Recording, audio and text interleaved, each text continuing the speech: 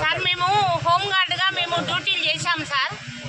చిన్న చిన్న తప్పిదాల వలన మేము రిమోట్ సర్వీస్ చేశారు సార్. మేము గత 10 సంవత్సరాలుగా మేము రిమోట్ సర్వీస్ చేశారు సార్. అయితే సరే రిమోట్ చేశారు, అవి చిన్న తప్పులు సరే అని చెప్పి మరి మమ్మల్ని తీసుకోండి అని చెప్పి మేము పోయాం సార్. గత ప్రభుత్వం వాళ్ళ దగ్గరికి ప్రతి ఎమ్మెల్యేని కలిసాము, ఎవరు కూడా రానివ్వలేదు. గతంలో రేవంత్ రెడ్డి గారు సార్ని కూడా కలిసాము.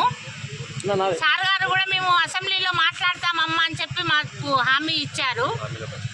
అయితే హామీలకు వచ్చిన తర్వాత మేమేం చేసినామంటే ఇప్పుడు ఈ కేటీఆర్